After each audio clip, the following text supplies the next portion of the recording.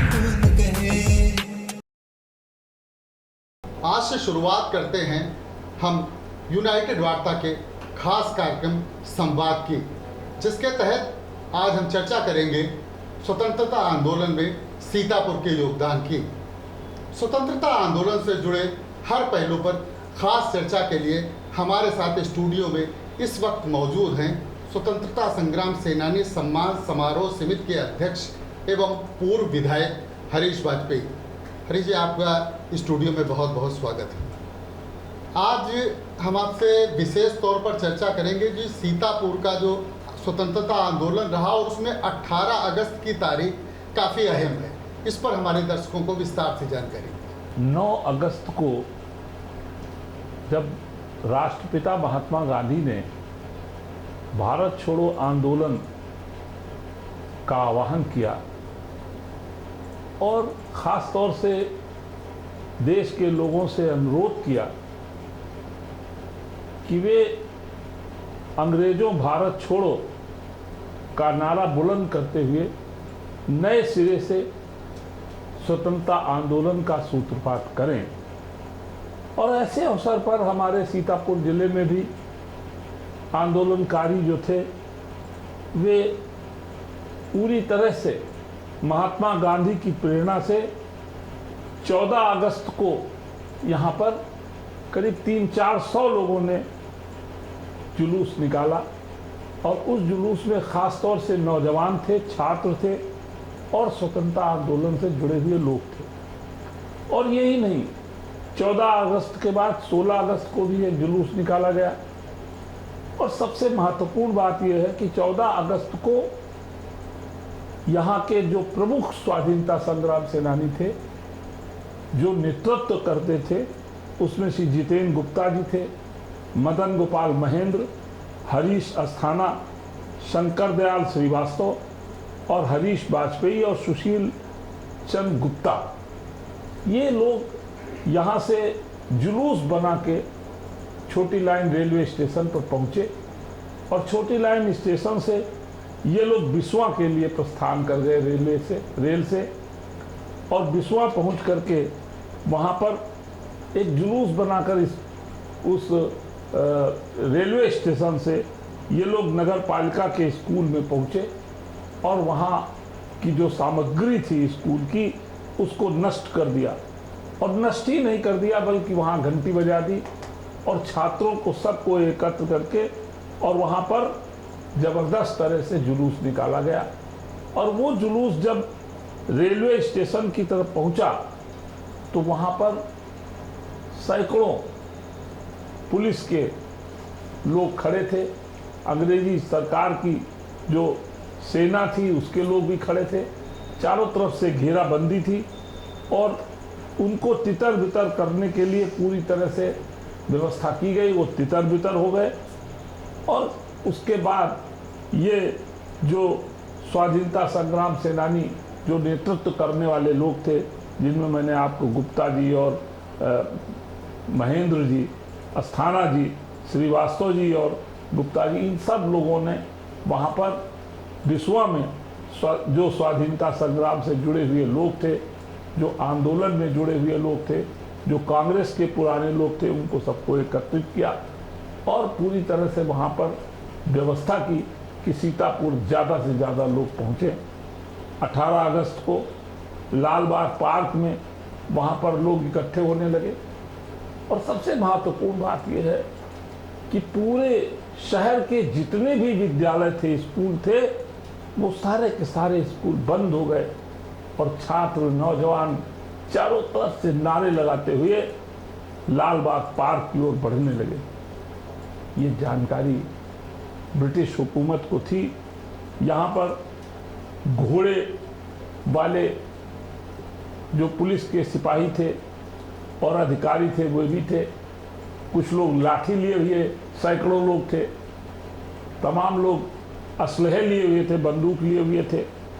और इन लोगों के पहुंचने पर उस जगह पर जो मीटिंग होने वाली थी लाल बाग में, उसकी स्वीकृति उन्होंने नहीं दी। कहा यहाँ कोई भी आप मीटिंग नहीं कर सकते और इन लोगों को मना किया मीटिंग करने से। चारों तरफ से घेर करके उनको पूरी तरह से वहाँ से तितर बितर करने की कोशिश की गई। लेकिन क्या मजाल थी, पूरे जिले की जो स्वाधीनता संग्राम से जुड़े हुए लोग थे, जो नौजवान थे, ख़ास तौर से जो छात्र थे, वो चारों तरफ से उत्तेजित होकर महात्मा गांधी की जय, भारत माता की जय, अंग्रेजों भारत छोड़ो के नारे लगाते हुए आगे बढ़ने लगे। ये देखते ही वहाँ पर कैलाश चंद्र त्रिवेदी नाम के जो डिस्ट्रिक्ट मजिस्ट्रेट थे, उन्होंने पहले लाठी चलवाई, लाठी चार्ज कराया, और लाठी चार्ज में यहाँ के सैकड़ों लोग हताहत हुए। कहा जाता है कि 700-800 लोग लहूलुहान हो गए।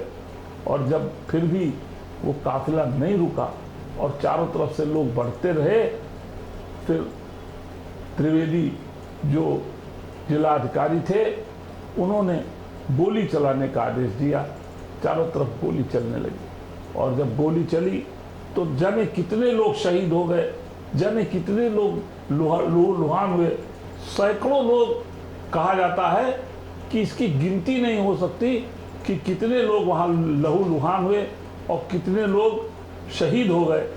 लेकिन ये भी कहा जाता है साथ में कि जो लोग वहाँ पर लहूलुहान हुए, उनको उठा उठा करके गाड़ियों में ठूस करके नदी के पास में फेंक दिया गया, किसी को पार्क में जाके फेंका गया, किसी को कहीं फेंका गया। तो इस तरह से यहाँ पर पूरी तरह अफरा तफरी मच गई, और वहीं आखिर में 6 लोगों के शव यहाँ पर मिले, जिसमें 6 लोग जो थे वे शहीद कहे जाते हैं। कल्लू राम ये लड़के थे, विद्यार्थी मैकूलाल थे, चंद्रपाल मिश्र मधुआपुर के रहने वाले थे, एक और विद्यार्थी मुन्ना लाल जी थे, एक आठ के मुहर्रम अली और बाबू भुर्जी जो वहीं मड़ैया डाल करके रहते थे, वो भी शहीद हो गए। 6 लोग शहीद हुए। हम ये भी कहना चाहते हैं, हमारा स्वतंत्रता संग्राम स्मृति संस्थान सन 74 से हम लोग यहाँ पर सारे स्वाधीनता संग्राम सेनानियों को बुलाते हैं। अब सेनानी समाप्त हो चुके हैं, अब वो दिवंगत हो गए, उनकी पत्नियों को बुला करके हम लोग सम्मान करते हैं। यहाँ सांस्कृतिक कार्यक्रम होते हैं और यहाँ पर शहीदों को श्रद्धांजलि अर्पित की जाती है। और हमारी संस्था के द्वारा पूरे ज़िले में जहाँ जहाँ पर भी स्वतंत्रता आंदोलन में प्रमुख स्थान हैं, हम प्रयास कर रहे हैं कि उनको पुनर्जीवित किया जाए, नई पीढ़ी को प्रेरणा देने के लिए, उनको बताने के लिए उन स्थानों को डेवलप किया जाए, कैसे उनको और दुरुस्त किया जाए। वाजपेयी जी ये भी जानना चाहेंगे कि ये जो स्वतंत्रता आंदोलन की चिंगारी थी, जैसा कहा जाता है कि सीतापुर जिला मुख्यालय पर ही नहीं, ये गाँव से भी भड़की थी, जिसमें लहरपुर का क्षेत्र है, हरगांव का क्षेत्र है, जहाँ आज़ादी के दीवानों ने किसी न किसी तरीके से आंदोलन में सहभागिता निभाई थी। जी देखिए, लहरपुर की एक घटना बड़ी महत्वपूर्ण है। वैसे तो हम बताने लगें तो घंटों लगेंगे और हम समझते हैं 10-12 घंटे भी कम होंगे, लेकिन आपने जो लहरपुर की घटना की बात कही, तो यहाँ पर एक कुरैया औदनापुर, वहाँ पर एक रमजान अंसारी उर्फ रमजू नाम का व्यक्ति था, जो फौज की नौकरी को महात्मा गांधी की प्रेरणा से छोड़ करके यहाँ आया था। उसने यहाँ पर तमाम हथकरघे लगाए, तमाम उसने यहाँ पर हथकरघे लगाने के बाद यहाँ पर उसने अंग्रेजी हुक्मरानों के खिलाफ आवाज़ उठाई, और यही नहीं बल्कि विदेशी वस्तुओं की होली जलवाई। और इतना ही नहीं, उसने लगानबंदी आंदोलन उस समय चल रहा था, उसमें पूरी तरह से सहयोग किया। उस आंदोलन में कौड़िया, चूचिया, भानुपुर, रोसीपुर कला, ब्रिजेशपुर, चूसरा, ब्रजवासी का पूर्वा, किशनपुर, महादेवा और तमाम ऐसे गांव थे आसपास के, जिन गांव में उसका प्रभाव बढ़ने लगा। और जब ये जानकारी अंग्रेजी हुक्मरानों को लगी तो डन नाम के एक अधिकारी को भेजा गया, और डन नाम का अधिकारी यहाँ आया और आकर के पूरे गांव को चारों तरफ से पूरी मिलिट्री लगा करके घेर लिया, और घेरने के बाद उस गांव में घुसा तो घुसते ही एक मंदिर के सामने से रास्ता था, वहाँ पर रमजान अंसारी का घर था, उस पर तिरंगा झंडा लगा हुआ था, फहरा रहा था। वहाँ के जो उनके साथ कारिंदे आए थे, जो उनकी फौज के सिपाही थे, उन्होंने भाले से उस झंडे को गिरा दिया। गिराते ही स्वाभाविक था, ये रमजान अंसारी ने उसका विरोध किया। जब विरोध किया तो उसको पकड़ करके डन के सामने पेश किया गया। डन ने कहा कि इसको कोड़े लगाओ, और इसको कोड़े लगाओ, जब तक ये जॉर्ज पंजुम की अगर जय बोल दे तो इसे छोड़ दिया जाएगा। वो महात्मा गांधी की जय बोलने लगा। जब ज़्यादा जय बोला तो उसने आदेश किया अपने सिपाहियों से, एक तालाब था वहीं पर, कहा इसको उल्टा करके डुबो तो कम से कम इसका दिमाग ठंडा हो जाएगा। उसको जितनी बार डुबोया जाता था वो महात्मा गांधी की जय बोलता हुआ लहूलुहान हो गया और उसका अंत हो गया। और इसी के साथ में पूरे लहरपुर क्षेत्र में गांजर तक, शाहपुर तक, और शाहपुर से आगे भतफर से आगे सारे पूरे इस इलाके में लगानबंदी आंदोलन का शोर मच गया। लगानबंदी आंदोलन होने लगा, लोग लगान देने से मना कर दिए और कहा हम लगान नहीं देंगे इस पर, और तमाम जगहों पर जुलूस निकाले गए। भारत छोड़ो आंदोलन और सविनय अवज्ञा आंदोलन किया गया। तो उसमें तमाम जगहों पर लाठी चलाई गई, तमाम जगहों पर गोली चलाई गई। उसमें न जाने कितने लोग हताहत हुए, न जाने कितने लोग शहीद हो गए।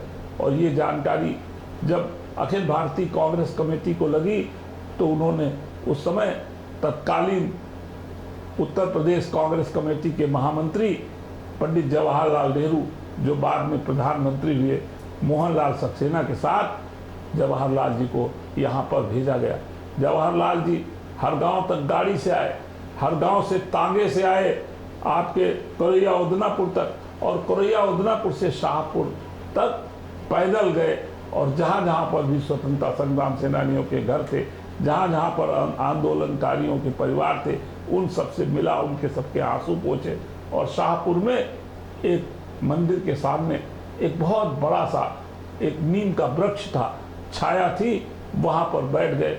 हजारों हजार लोग चारों तरफ से पंडित जवाहरलाल जी को घेर लिए। वहाँ उन्होंने एक मीटिंग की और स्वाधीनता संग्राम सेनानियों के परिवारों से मिले, उनके आंसू पोंछे, उनको धीरज बनाया और आंदोलन को तेज करने की बात कही। जिला मुख्यालय पर जिस शहीद पार्क को आज हम लोग जानते हैं, ये कभी मोतीलाल बाग के नाम से, पार्क के नाम से इसे जाना जाता था। लेकिन जब यहाँ पर शहीदों के लहू से इस पार्क की माटी लहूलुहान हुई, लाल रंग में तब्दील हो गई, तब इसका नाम लाल बाग पार्क दिया गया। और बाद में कुछ समय पहले इसे शहीद पार्क का दर्जा दिया गया था।